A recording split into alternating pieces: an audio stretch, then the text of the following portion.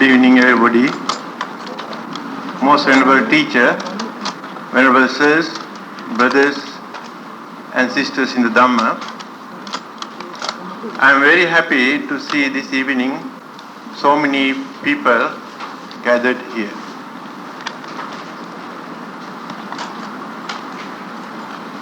You all know what is the reason why today you are here.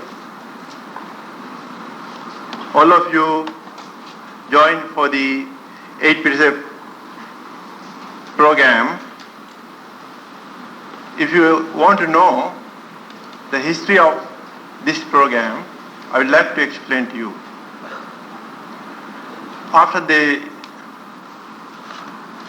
Immediately after the Vesak celebration, it came to my mind, I thought I must organize some religious activities. With that intention, I went to see my most venerable teacher and asking him about permission.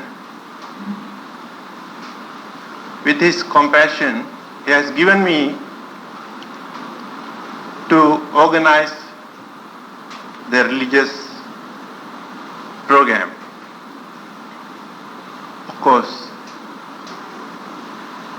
if we want to build a house, we must need the cement, we must need the bricks, and so many other material things. So we need to, if we want to organize program, we need the manpower also.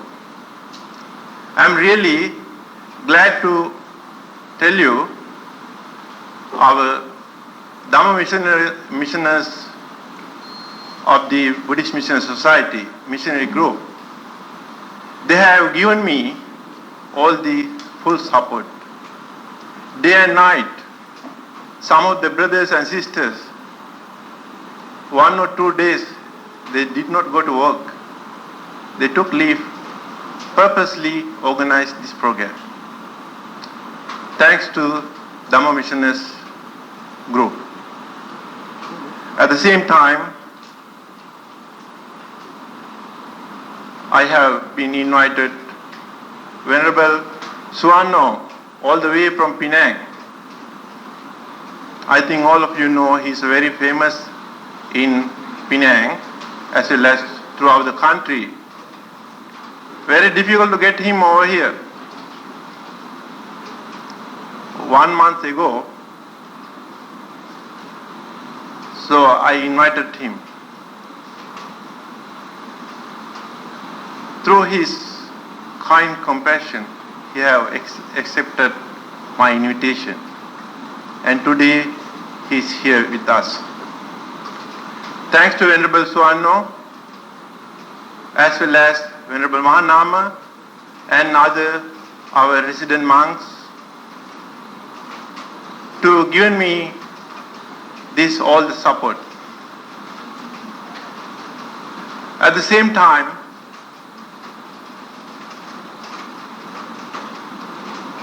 those sponsors, our devotees, members, they sponsors for the food, dana and other material things, because we did not charge any single cent from the participants. But with the generous support from the members and devotees, we managed to arrange dana, food and the other necessary things. Thanks to all the sponsors, members and devotees. And finally, I would like to tell you, although we have organizers and other sponsors, but without your participants, we won't be able to success our program. Beginning, I was expected about 100 people, but today I can see more than 200 people. It's tremendously increased our participants, but unfortunately I have disappointed certain people due to our lack of accommodation. I'm sorry, maybe in future I hope to organize many other religious activities, but we need your full support. You can see this hall, we can accommodate maybe 200, 225, 250 only. But if you want to make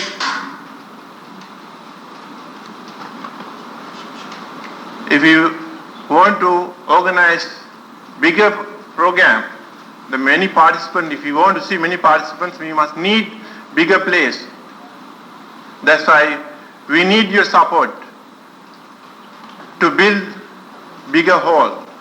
I hope in future you can help us to build bigger hall. Then we can organize many other religious activities in bigger scale. So, I'm not going to take longer time. Thank you very much for your participants. And I hope end of this program you can learn something and you can gain something for your this life as well as for next life. So with this, I'm going to conclude my short speech. By participating in this program and by the grace of the Buddha, Dhamma and Sangha, may all of you find peace, happiness and final salvation. Thank you very much.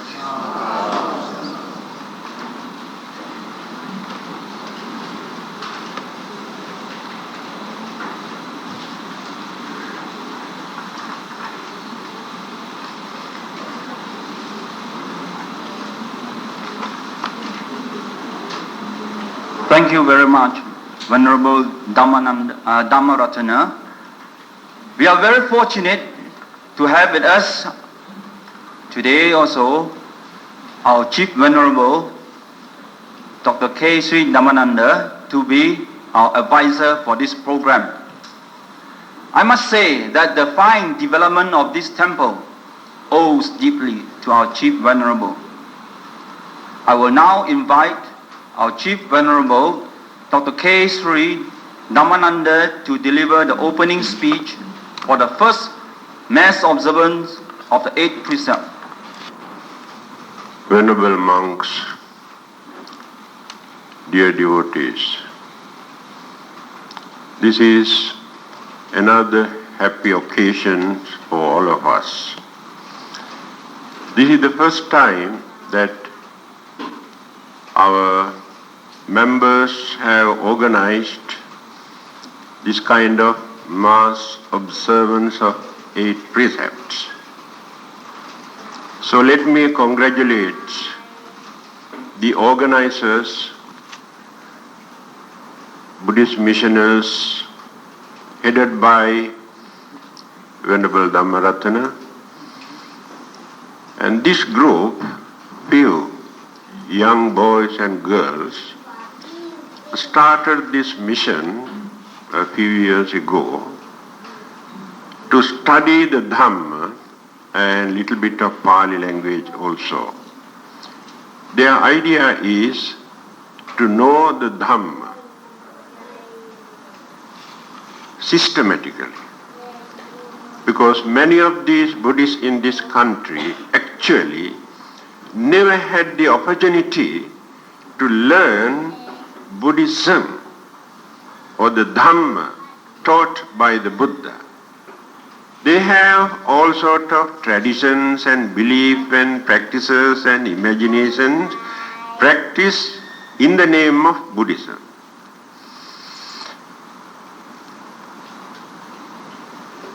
Today, when I see this hall, I can see no more vacancies for seating accommodation. I remember in 1954, we organized a mass meeting on Vesak Eve at Chinese Assembly Hall, advertised in the newspapers, extended invitation to many of those VIPs and the members and the devotees. We were fortunate enough to get 40 people for that mass meeting. And that was the situation or the understanding or the awakening of the Buddhist community in this country at that time. And today you can see the development, understanding, awakening really gives us inspirations, and we also get more inspiration to do more service to enlighten you. That is our main purpose. And you are here in spite of various other commitments, amusements, entertainments, enjoyments, young and old.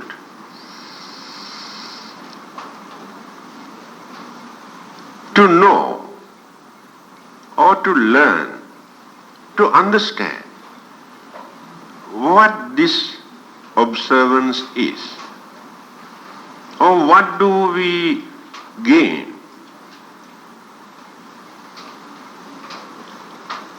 Usually, as human beings, we never do anything if we cannot gain anything in return. This is the nature of our mind.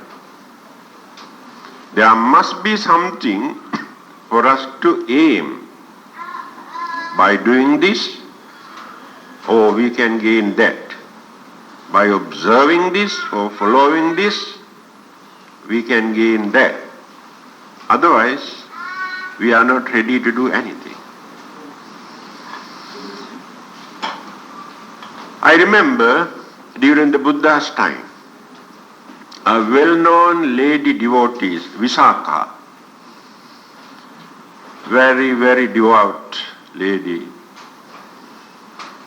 She had few hundred friends, lady devotees, come and join with her to observe 8 precepts on a full moon day, young and old.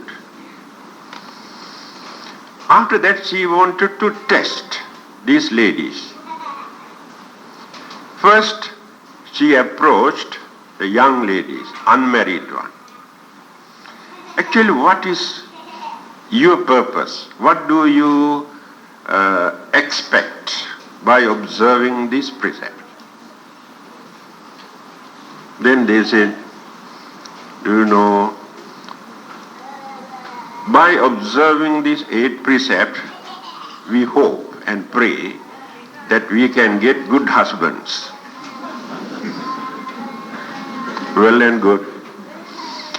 Then she approached the married middle-aged one. What is your purpose of observing this precept? They said, you know, our husbands are not very understanding people, bully us, never support us properly, never listen to us. I hope by the grace of this 8 precept, in future, our husband will listen to us and we can control them properly.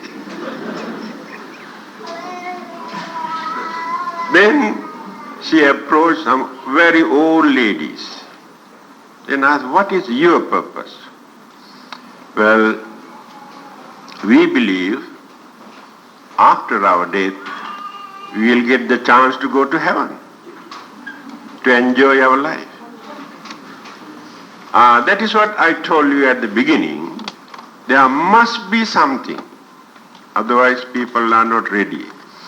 Now, if we can interview these people confidentially, one by one, individually, can you tell me, write down in a piece of paper, what is your purpose of observing this precept? We can get very nice information from them. Some people say, my business is not very good. I hope by observing this precept, I can get very good income. Some others say, I have no job for so many years. I hope I can get a job. Some others say, I am very sick. I hope I will be able to get rid of my sickness. They are not bad ideas. This is the nature of human mind. Anyway, when we define this from the Buddhist point of view, the main purpose, do you know, the Buddha is a very understanding and liberal-minded religious teacher. First, he has introduced 5 kinds of principles as precepts for us to observe in our day-to-day life. Not to kill, not to steal, not to commit adultery, not to tell lies, not to take drugs and intoxicating things. These are the 5 principles. By knowing that it is impossible or very difficult for lay people to observe these 8 precepts in their day-to-day life, he introduced these 8 precepts and advised the devotees to observe occasionally, such as full moon days, new moon days, or any other auspicious occasion. Because there are certain precepts here, you can understand this. They have printed a book.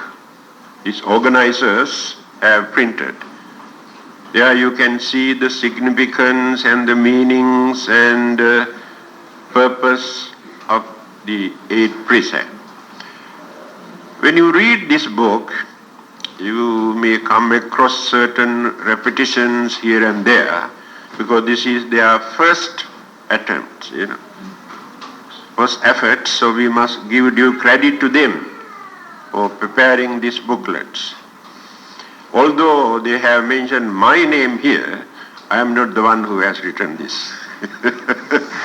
So now you can see that they have learned something to appreciate and to contribute to others, to impart this knowledge to others.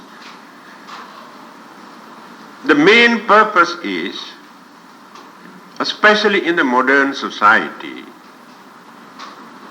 people are very, very busy, all the while thinking about their family, husbands and wife and children and income and business and competitions.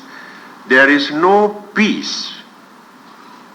Because of this attitude, they also develop jealousy, enmity, grudge, so many evil forces in the mind.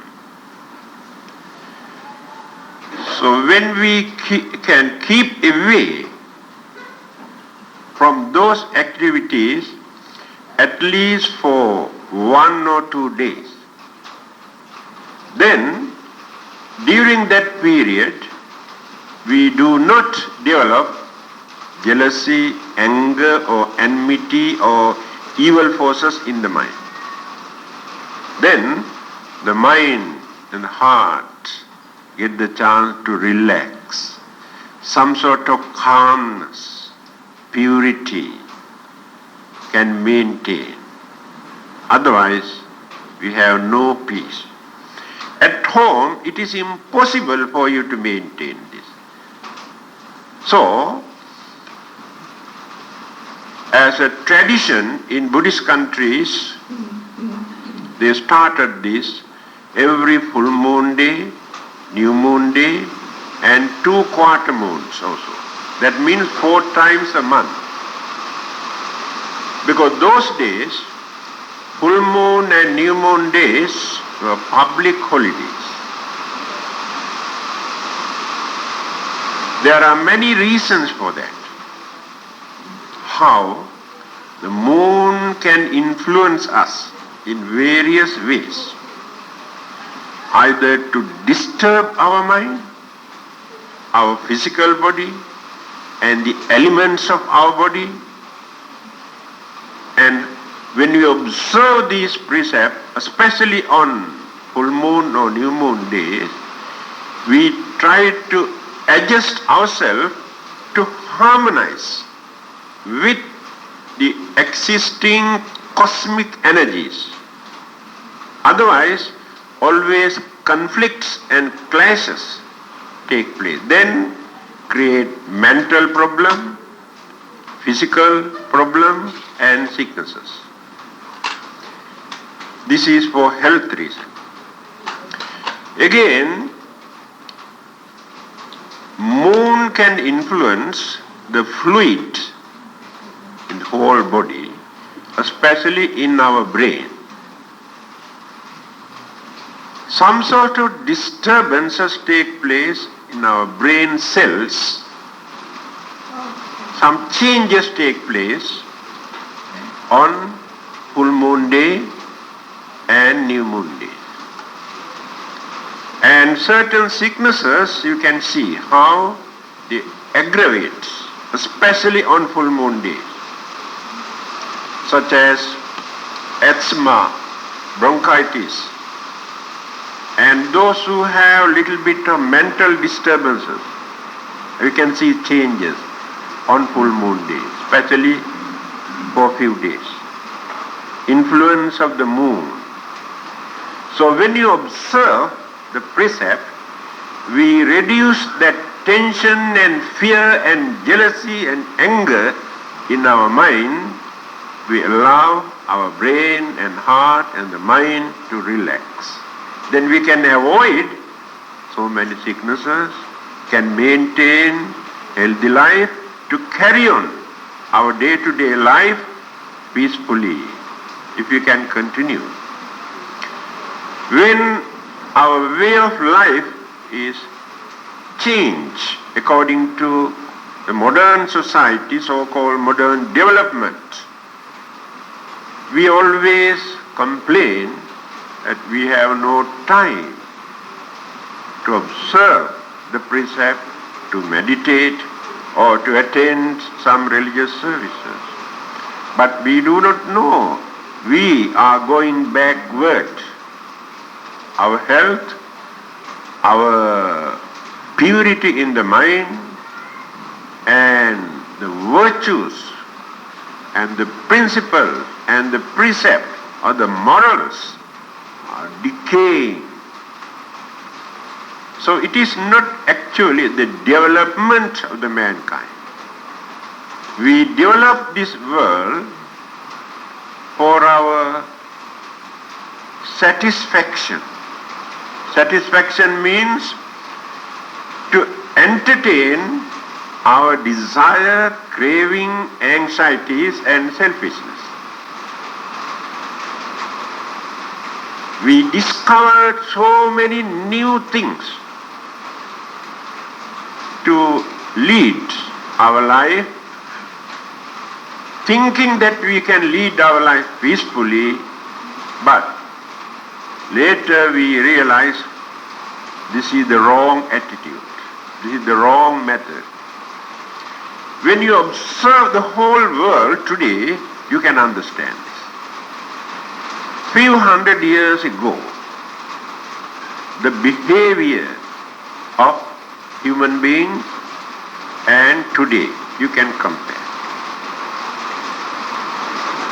All over the world, people are preparing,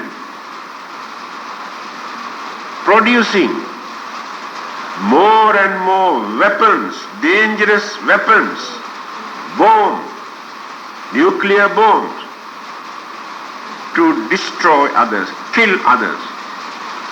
Small children also learning how to use machine gun.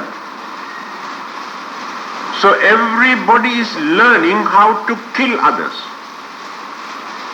What is the main purpose? Do you think they haven't got enough food to eat? No clothing? No shelter for them to live? They have. That is what Mahatma Gandhi has said. Here in this world, we have more than enough things to satisfy our needs. But we haven't got enough things to satisfy our craving. That is the main reason why the whole world is in a chaotic condition. Everybody is suffering, shivering, trembling, running away. Can see millions of refugees run away from their homeland, carrying their babies and property, and they do not know where to go. Who create all these problems? God or devil or ghost? No. Everything, all these disturbances created by that crazy human mind. So when we observe some religious principles to discipline ourselves, to maintain some sort of contentment in our life, then we can avoid so many disturbances. Not necessary to disturb others, not necessary to destroy others. So our attitude is to live peacefully and also allow others also to live peacefully. If we can observe this, automatically we observe all the other precepts. Not necessary to observe 8 or 10 or 100. All the precepts are there. Live peacefully and allow others also to live peacefully. But we cannot do that. So at least for a few days, you can enjoy, you can experience some sort of peace and calmness in your mind. You can reduce your tension and fear. Why did you give up all your gadgets and decorations and jewelries and flowery dress to avoid jealousy or superiority feeling? When you come with beautiful dress with all sort of ornament, decoration, gadget here and there, you think you are higher, you are superior to another person. You are richer than others. When you use pure white clothes, without any decoration, no makeup, you do not know. You look more beautiful, more pretty and handsome. But you do not know how ugly you are with all sort of decoration hanging here and there, so ugly and horrible looking. But you think very beautiful. To me, now you are very serene and calm and nice and cheerful, but this serenity I cannot see when you come again with all sort of gadgets. Simplicity and purity. These are the two important aspects we have to maintain. Be humble and simple. Then purity automatically develops in the mind. So we have 2.5 days to explain the meaning of all these precepts. So this is a brief introduction of the significance of observance of these 8 precepts, we really appreciate your understanding and your attitude. By sacrificing so many other things, you had the courage and understanding to come forward, especially young people. Here, during your stay, there may be a lot of shortcomings. Tolerate. And no entertainment or amusement, no luxurious life. Very, very humble or simple or natural life. We had to get used to this way of life, to experience how others feel, how poor people experience. Because life is very uncertain. Any moment, anything may happen. So when we, one day if we become refugees, run away from this country, if another country come and attack to us, then we experience the hard time. When you get used to this hard life, we know how to face. This is a training period. So with these few words, so I conclude my talk. I hope that you can spend your time very peacefully without facing any problems or misunderstanding or any sickness. May the blessings of the Buddha be upon you. Thank you. Thank you very much, Most Venerable Chief. He has actually taken some extra time, but it is never wasted. Dhamma extended is always pleasant to the ear. We have a little change of the program. Changes, we are flexible. We will now call upon Most Venerable Suvanno to translate Dr. K.Sri Dhammananda's talk into Hokkien. Venerable Mahasangha, brothers and sisters in the Dhamma, actually I'm not a good translator. There are actually 2 different things altogether. To talk Dhamma, to translate Dhamma. 2 different things. You can be a very good talker, you cannot be a good interpreter.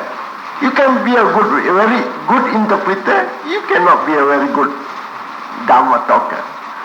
They are 2 completely different things, but I will try my very best. You know, Vesaka, the chief female disciple, I'm sorry, I've started English, I'm asked to talk in Chinese. Well, I look at everybody, the word English is written on the forehead, you know. Sorry. Please don't get bored with my Chinese. Các vị upo y upo sek. Chẳng chỉ lần này tòa phát sư chế Dr. Dhammananda and Dr. Sri Dhammananda ý kêu là hoàn ích chế lệ ý so tama so con ấy hòa. Lúc trai bố lần chế lệ hút uti se ca lệ tiêm sang u chế lệ chá bó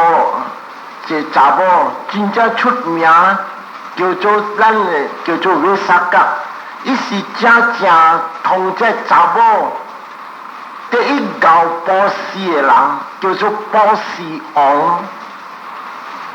Anh chỉ là bó xì ong chỉ nói ý chua chính cha chênh phèn yêu lại đi chỉ là chế tawana am tí bó xì là ý lăng siêu cài siêu chỉ là kêu cho bắt quan trái sẽ thằng là kênh chỉ là lăng siêu chỉ là cài xì kêu cho bắt quan trái lăng họ kênh hòa keep the 8 precepts. Anh chỉ là về sắc các chính nhà gạo chính nhà là ý ai trái khóa ý mùi chỉ là ý phèn yêu công vì lăng hàm ý ý số kênh chỉ là lại siêu bắt quan trái 安尼面对一个查某囡仔讲，那位查某囡仔讲，我若是受了法官在，我定得把你我教人就好诶查甫人啦。啊，咱每几下老查某，你讲你做咩呀？你阿咪是你来受法官在？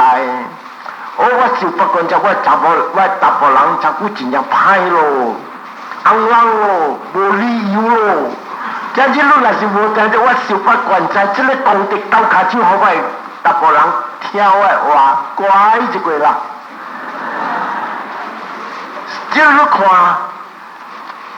，come everybody 逐人 come， 所以今日若是讲淡薄咱的一个大法师讲啊，若是正因若是讲少女人一张白纸，逐人就写，因为虾米事你来受法官在，捡起一个纸啊，会使笑了。真正侪理由，有诶是讲我头路无安尼两三年了无工，无得到受过了这法官在，白日我出来会讨有工，了有诶是真正这项毋使讲这个物件啊。我这个法官在，咱要知啊，迄个点声，这个是不大教咱对。因为虾米事咱人啊来做人啊，咱的心无在无定，真正乱。你人看，你甲他咱无明白，特别你人坐闲了会点啥，你才看。安怎我的心渐想才无影无只？我今日要来坐闲，安怎我来想无影无只？毋是你的事教，心的事教。安心是你的心呢？你看，不得讲。个了毋是咱的，这个香菇毋是你的，所以这个你要看，今日你人看。当咱的大法师讲啊，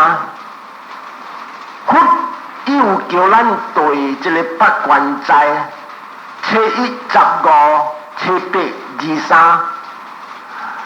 因为虾米事也叫做，因为当咱的法师讲啊，这个鬼啊。psychologically 啊，伊有感动着咱的一个心，咱的脑。这个月啊，真正来咯，你唔通看伊是关关啊，人就 make love 到啲 moonlight 啊咩啊咧。Actually 伊 affect 你 mind， 你唔是看 young people 啦，就是看着 moonlight automatic hello dear。你拜日子你唔敢叫 hello dear， 特別 moonlight 是你 mood 起了，加人淡薄了。look hello dear, development hello darling. So who is responsible? The moon is responsible. 鬼做乱就路。That's why 阿莫話講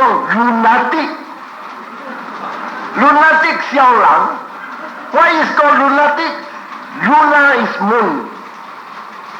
So 看這個鬼唔通看伊無影無見啊，會感動着咱的人。所以真正這樣咯，到底這世間啊，鬼鬼的是另外去個人。有的人若是講伊達不啥講35歲嘅75分的，鬼鬼的點啥伊去紅人。So all these things 啊，淡仔咱的chief 講啊 ，all this mind 這心啊，咁悶啊。像個親家講過安尼，所以 Buddha advice 叫 give precepts。你人今日你看你人來受這八關齋，你人100、300塊㗎了，倘受你人100、300塊，因為今日你人正是 let go， 放棄各位家庭。老安弟放迄甲我孫啦，我囝啦，真正歹啦，我孫袂假死啦，唔通去想 let go。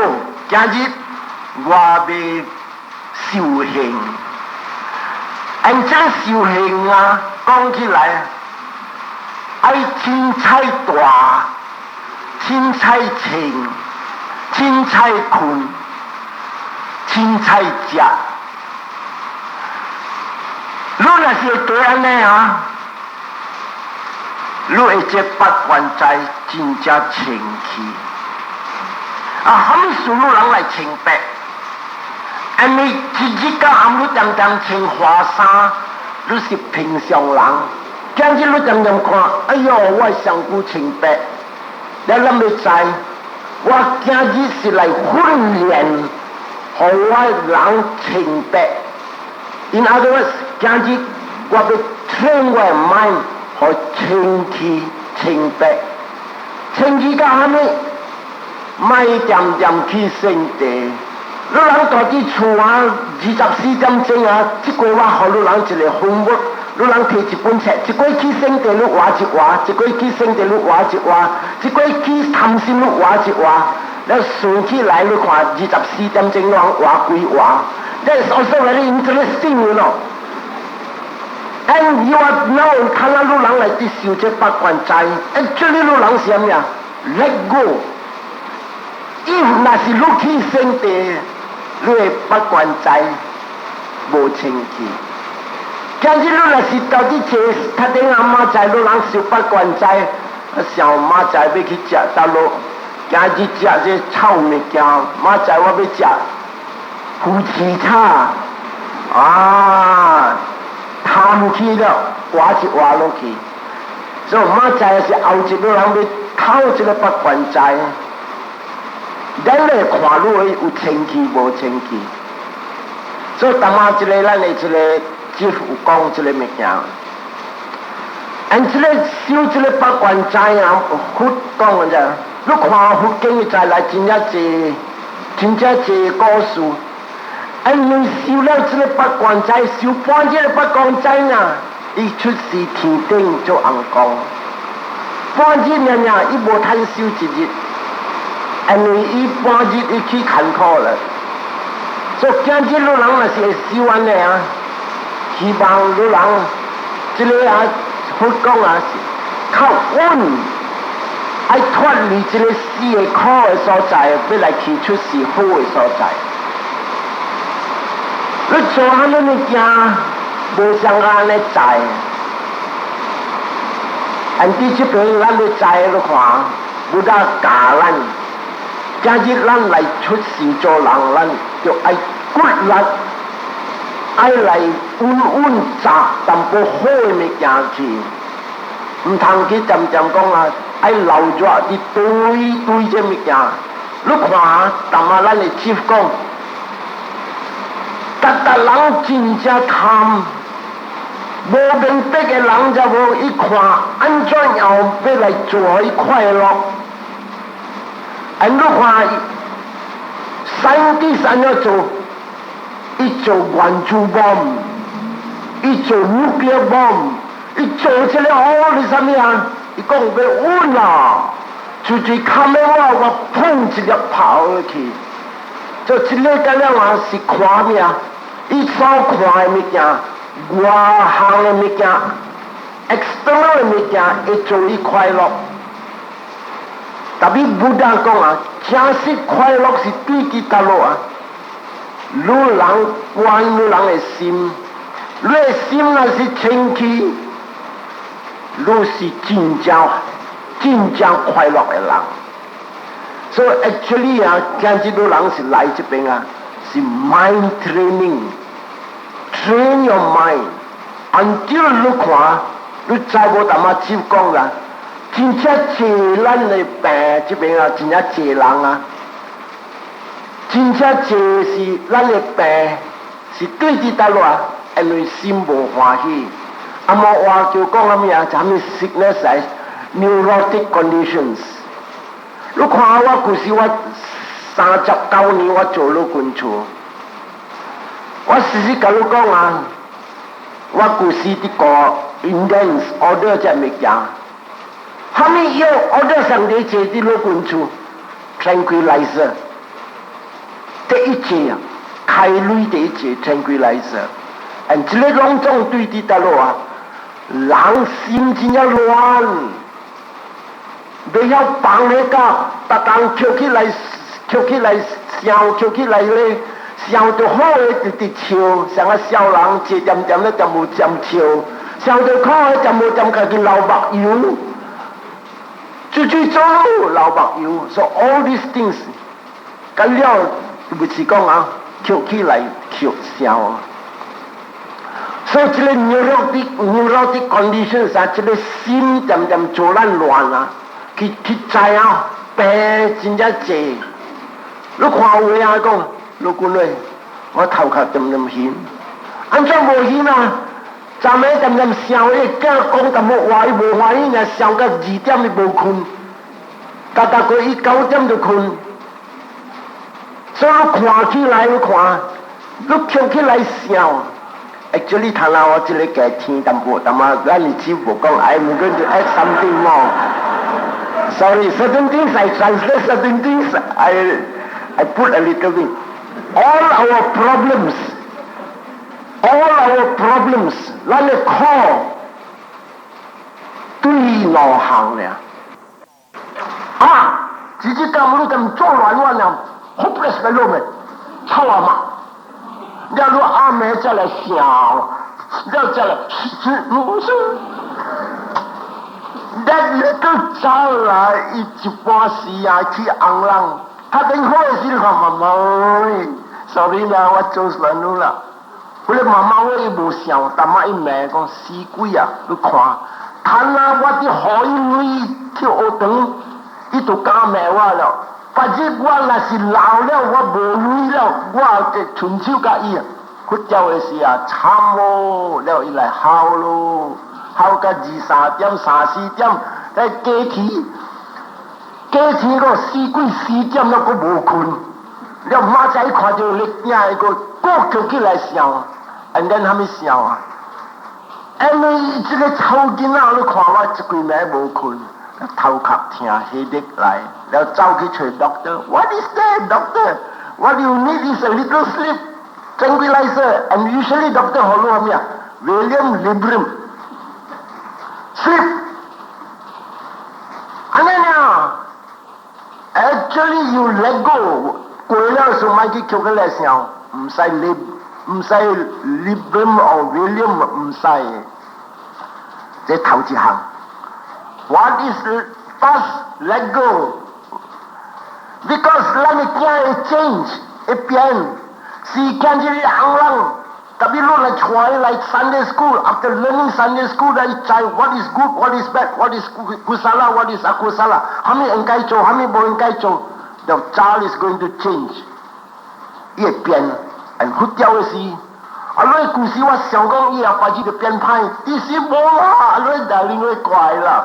媽媽 sorry 啊，故事我未曉聽啦，我嚟這邊啊 I heard a lot of drama， 我聽到變啊 ，you forgive 阿女達咯，and 你叫我流白油，按照流白油 the tears of joy，the tears of joy。So one，the second thing 我教到人 ，don't anticipate the future。將來邊就用能夠跳起來笑，我這裡 no。阿女，看他媽以後係咪說啊？ past 一想 ，future 講死鬼啊！故事你看我，你故事愛我嘅事真正好啦，睇啦你看，幾日過去聖地，幾日過去聖地，我唔使想佢就好，但是我舊嘅你睇啦你看啦，伊就想老好啊！白日慘啦，白日我若是老了，我若是未行了啊，處處要講啊，我搭波人冇希望啦，驚佢都講好啦。Future, who knows you are going to die when and you're going to work and you see how saying, look how that may.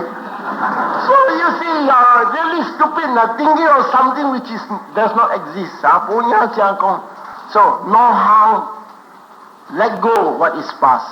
Let go. Don't anticipate the future. What is important? Here and now. Here and now. 睇啦，我大啲一個 hall 叫做咩 hall？ Henry Memorial Hall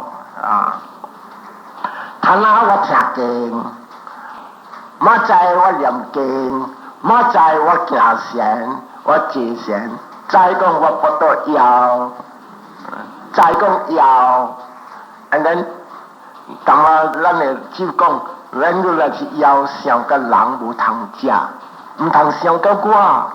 What about people 你人无类不到腰，安尼艰苦，so 一个 here and now 你真正清。And what we are doing tomorrow is going to be, I'm going to teach you all how to live in the here and the now. And do not live here and the now. Do 真正清，真正清。所以到这边为止，我袂使摕上一单。你来叫我讲10分6点钟，睇下我会去3点钟，我本会去。So, thank you very much. Thank you very much, Venerable Suvanno.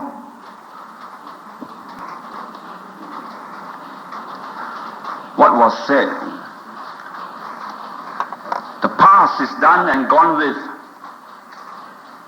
The future is yet to be seen.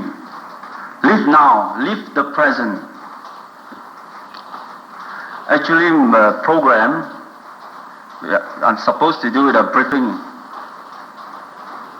What I'll do the briefing now, and then we'll call again our most venerable chief, Dr. K. Sri Dhammananda, to deliver another part of the Dhamma to you all. Dear devotees, the first item here in this program is to explain the significance of the 8 precepts that you are going to observe tomorrow morning.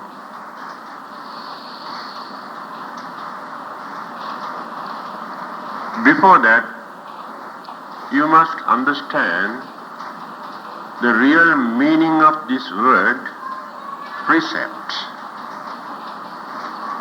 Because this English word does not convey the real meaning of the words used by the Buddha. Because sila.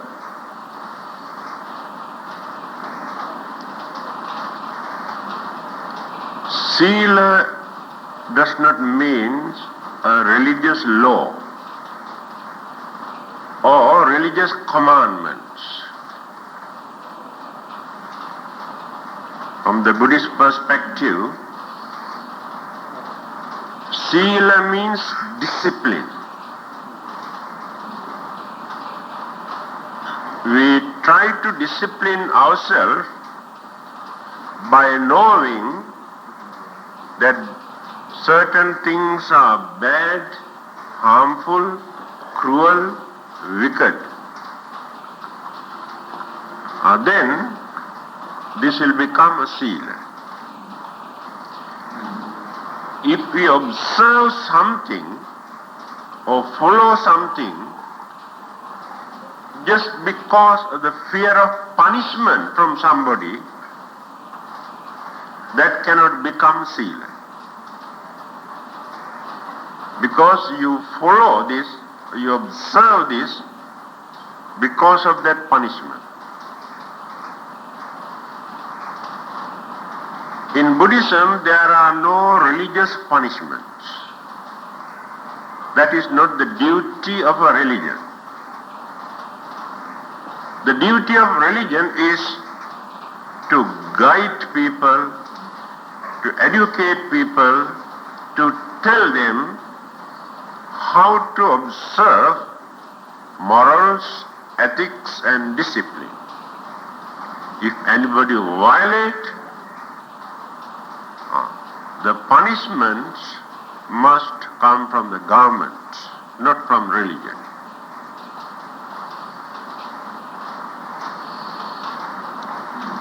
Now I can give a simple example. The meaning of sila. Naturally, certain evil, selfish ideas appear in our mind. Everybody knows that. When such ideas appear in our mind, at that time, if we can discipline, control our mind not to do that, that is called sila. You understand? Vast different from religious laws and commandments. Furthermore, you want to steal something. Idea appeared in the mind, very tempting. You want to take away without the permission from the owner.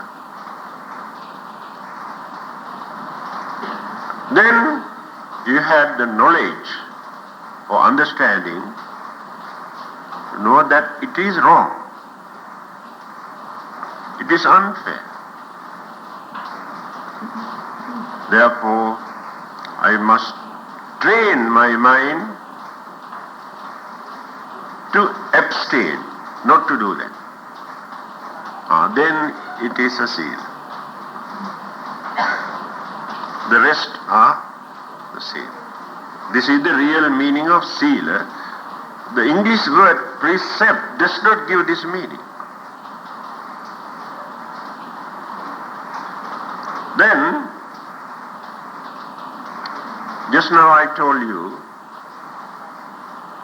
the Buddha has introduced this kind of principles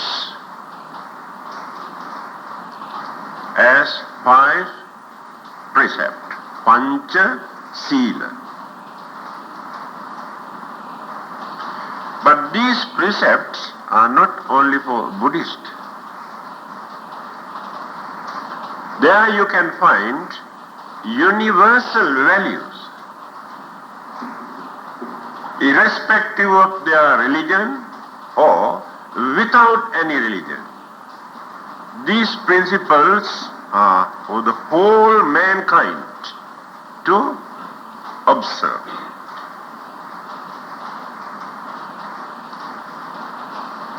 Killing, stealing, sexual misconduct,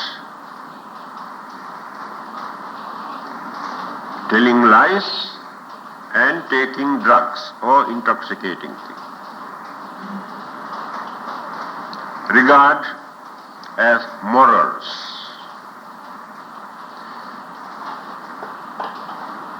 In fact, when we define the word humanism, before we use the word religion, in our humanism, these good qualities are there.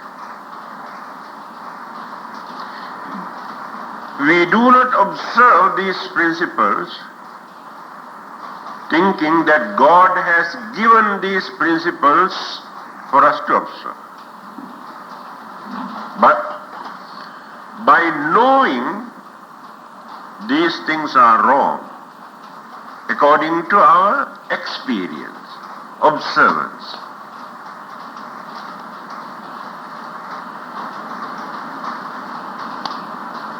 this is the way how we maintain our human dignity to lead a noble life. If you don't like to use the word religion or name of any particular religion, it doesn't matter. What we want is for people to uphold some principles, to behave as cultured, harmless, reliable, understanding human beings.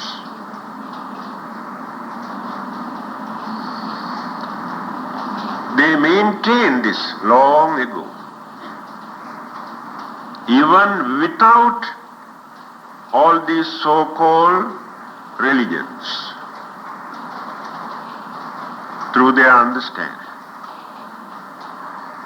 Later, different religious groups introduce many of them as commandments given by the God, came down from heaven. But before that, we knew that these things are wrong. Not necessary for us to get this information from heaven. Then why do we violate or break them? That is the juncture where religion is important. To find out where the weakness. Our minds are deluded, clouded, misled, or intoxicated with ignorance or illusions. Then come craving, selfishness, desire.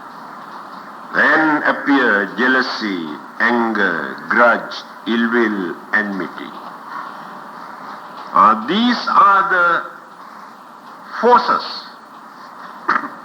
which persuade, force us to violate all these principles. It is not that devil came and influenced us to violate this thing.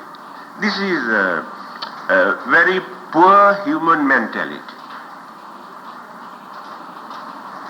There is no devil behind this.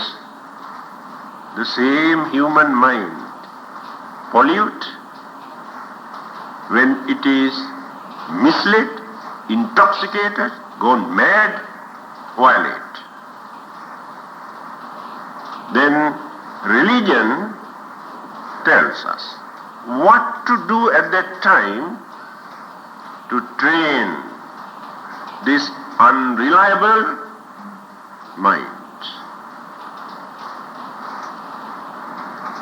In humanism, you cannot find this. So religion is above humanism. Then religion tells us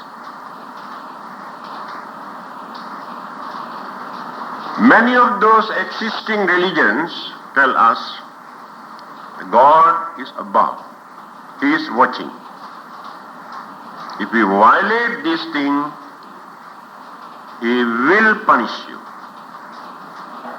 It is religion. If you observe this thing, He will reward you. He will send you to heaven. Right. Well and good. This belief support for us to behave as human beings and not to disturb others. But there are many others who cannot satisfy with this interpretation. That's why I told you earlier, we had to find out where the mistake is, the weakness is. Weakness is in our mind. The duty of our religion is to train that mind, not to create fear in our mind, but to understand where the mistake is.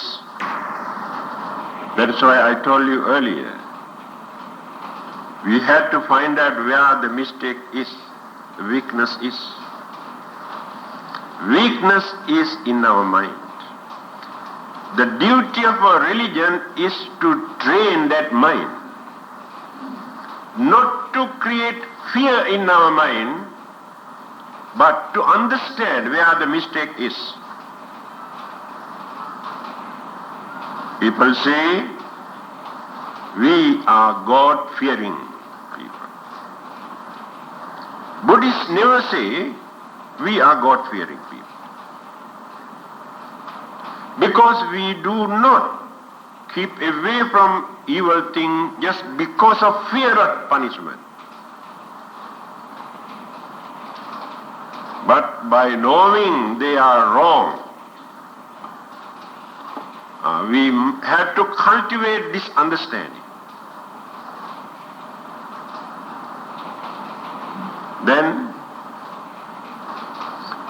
without observing our basic principles, whatever method we adopt to practice a religion, in fact, we cannot develop our understanding. We cannot train our mind. We cannot purify our mind. We can perform all sorts of rites and rituals and ceremonies in the name of religion. We can go on praying and worshipping and offering and reciting almost every day. But all these things are external performances, either to console our own mind or just to show others that we are doing something in the name of our religion. Take, for instance, a man who prays so many times a day or worship so many times a day.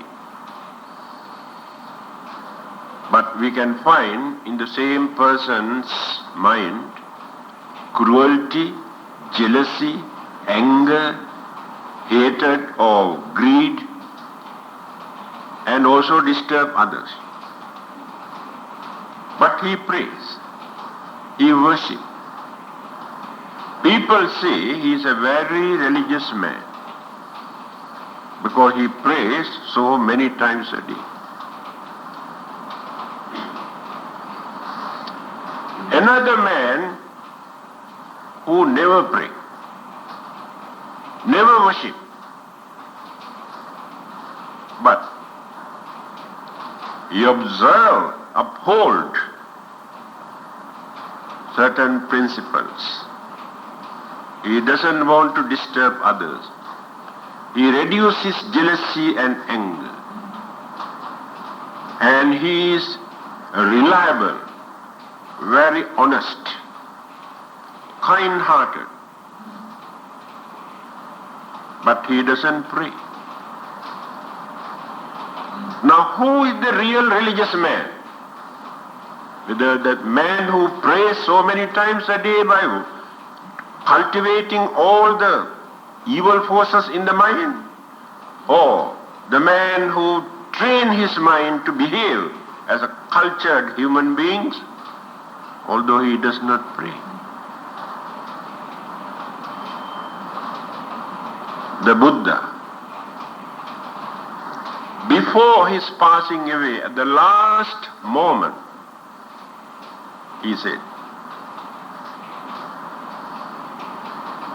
when others started to prepare flowers and offerings and all sorts of things to offer, he said, those who come and worship me, offer all those things to honor me, actually do not respect me. Those who uphold the religious principles that I have introduced, they are the ones who really respect the Buddha. This is the Buddha's attitude. Today, I can say without any reluctance that there are more than 200 people here who are religious and harmless. But I cannot rely on others. I cannot rely on others because their attitudes, mentality, I cannot understand. Since you cannot observe all these things in your day-to-day life, at least occasionally, you test your mind. You try to train your mind, knowing these things are important.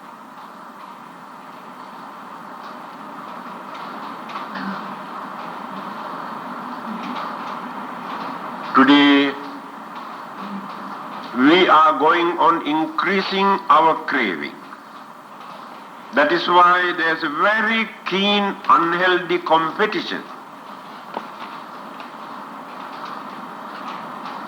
Jealousy and dishonesty.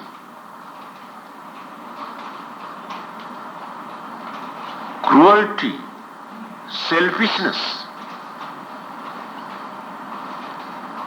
We are going on developing and developing and developing. We use religions only for this purpose, just to worship and pray. Actually, that is not the real purpose of a religion.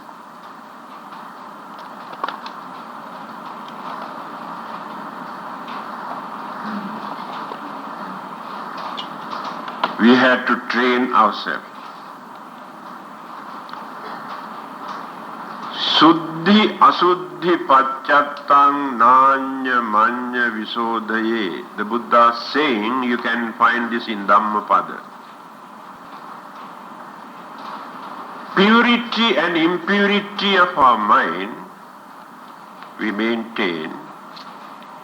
Another person is not responsible for that. I pollute my own mind, you cannot pollute my mind.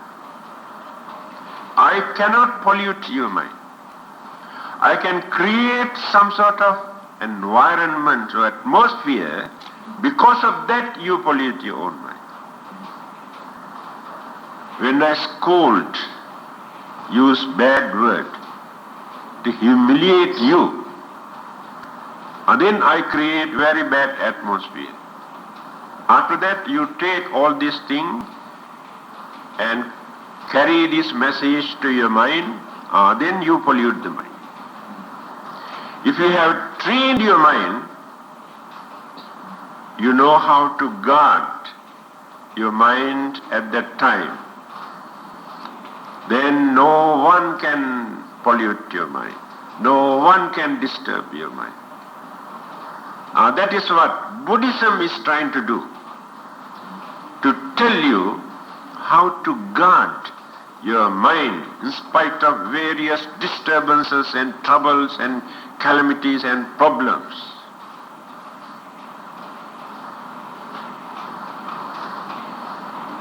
Now you can understand what you are going to do.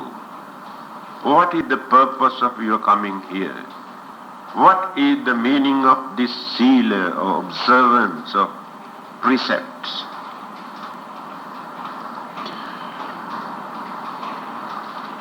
Before we observe the precepts, we take refuge in the Buddha, Dhamma and Sangha. I have to explain this also. That is very important. We say Buddhang Saranang Gacchami, like this. I take refuge in the Buddha. What does it mean? There are people who come and criticize. How can you take refuge in the Buddha? He is not a god. He is no more here in this world. He is dead and gone. How can he protect you, bless you, save you, send you to heaven?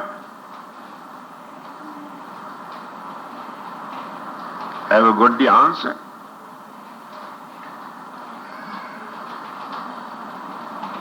But you say Buddham Saranam Gacchami. What is the answer? I take refuge in the Buddha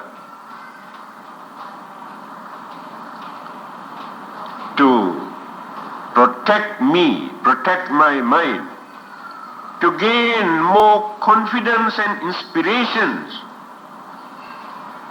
maintain my healthy mind. Then you use this word, the Buddha, as a fence to protect you. Then fear, insecurity, feeling, suspicions that you had in your mind dispel. Because you have developed some sort of confidence in your mind. I take refuge in the Buddha. Who is this person? We do not take a person. There is no personality cult. The Buddha means enlightened one. There you can find holiness, sacredness, purity, wisdom, enlightenment. These qualities are higher than any other kind of worldly powers in this world. People cannot understand this. So by considering all the great virtues, we take refuge in the Buddha for our protection. Otherwise, we feel some sort of loneliness, insecurity feeling in our mind. It is important. I remember when I was a small boy, I was very scared to go out at night time. At the age of 7, 8, 9, scared. Thinking always some sort of devils or ghosts follow me. When I go out, I watch whether anybody follow me. If there is a little bit of noise or disturbance, then I say, Buddha Saranam Gacchami, Buddha Saranam Gacchami, Buddha Saranam Gacchami, and run. That gives me a lot of confidence as a small boy. This is the way how we develop, because our human minds are very weak. Always we maintain some sort of fear. We are scared of so many things. It is due to lack of understanding. You know why small children are scared of so many things? Because they cannot understand. But when they grow up, they can avoid so many things. In the same manner, the fear that you maintain today, unnecessary fear, you can avoid, forget, when you develop this. Therefore, it is important. Then we take Dhammam Saranam Gacchami. What is Dhamma? Dharma or Dhamma? Dharma is natural law, universal law, that which exists in this world forever. No one can create, no one can destroy a dharma. The Buddha has very clearly mentioned this in his teaching in Anguttara Nikaya, chapter 4. He says, not necessary to decide the Pali word, whether the Buddhas appear or not, Dharma remain forever in this world. Then, when a Buddha appears, through his wisdom and enlightenment, he realizes what this Dharma is. Then explained to us. Therefore we say the Buddha's teaching is Dhamma. So this Dhamma is not created by the Buddha. Our minds are very, very poor, and when we cannot understand, when we cannot appreciate, you say no Dharma. Difficult to practice. Very difficult to practice. How to practice? All sort of corruptions, immoral practices have become so common in our mind. How to practice the Dhamma? Then we say, oh, Dhamma is out of date, old-fashioned. So when we take refuge in the Dhamma, what did the Buddha say? Dhammo have rakhati dhammachari.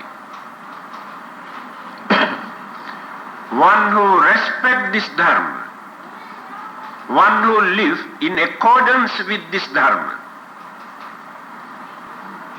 one who harmonizes his way of life with this Dharma, and that Dharma, that universal law, protect. This is the way how Dharma protect you. That means you did not violate the Dharma.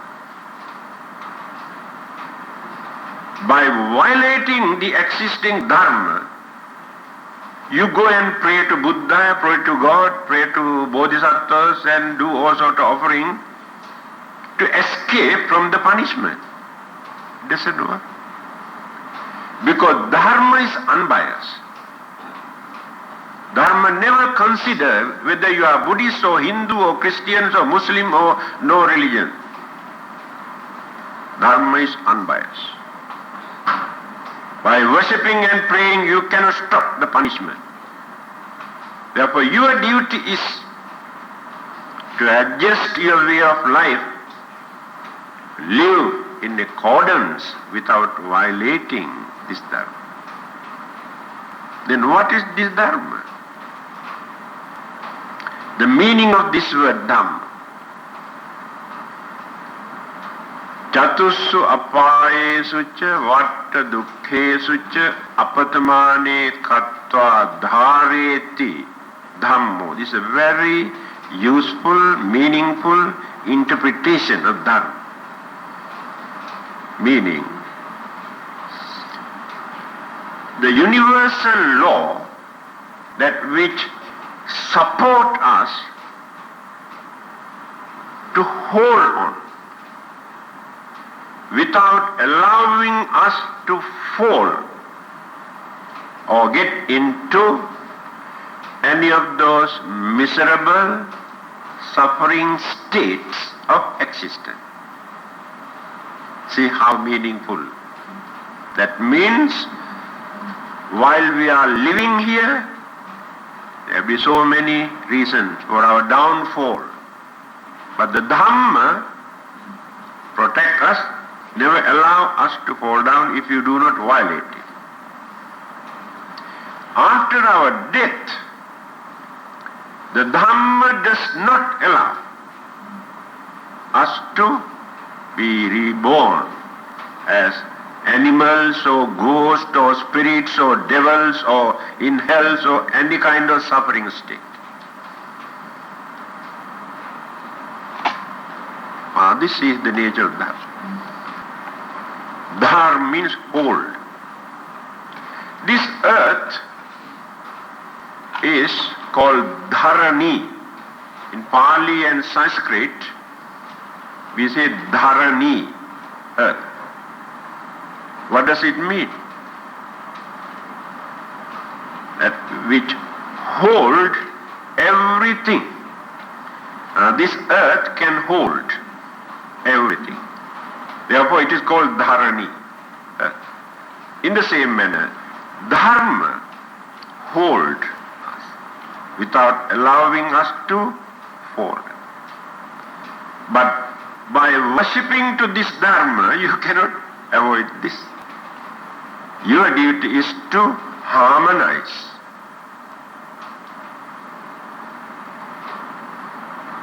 See how meaningful it is.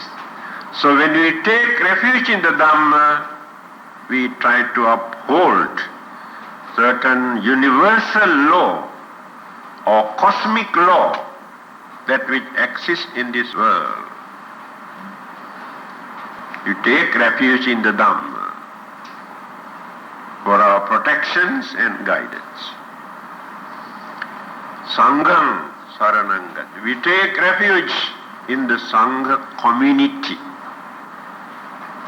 holy order of the Sangha, introduced by the Buddha, who have introduced, maintained as custodians of the Dharma or the Buddha's teaching for the last 2,500 years, who have led a holy life, pure life. By serving others, they also served themselves to purify their mind. They are known as Sangha.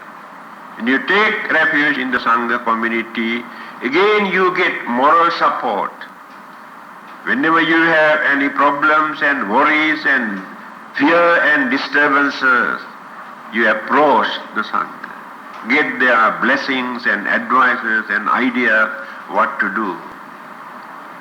They are always to help you, even without expecting anything in return from you. So you rely on them, you trust them. They don't want to mislead you, take the advantage of you. That is their duty. Now you can understand the meaning of taking refuge in the Buddha, Dhamma, Sangha. Now you are very strong, well protected. You have confidence. Then we start the precepts. First one, Panatipata Vedamani Sikkhapadam Samadhiya. I observe the precept not to kill psychophysical. You must listen carefully. The Buddha has used the word Pana. Pana does not mean living beings or living things. Combinations of mind and matter, both must be there. When we analyze these two things in the mind, there are four mental faculties. The matter, there are four elements. Plant life also, you can find four elements. Only one mental faculty, some sort of sensation, feeling, only that, but not others. But in our mind, not only in our mind, others, other living beings also maintain lesser degree, but not like human mind. Don't think that others have no mind to think. Animals, they too have, but lesser degree.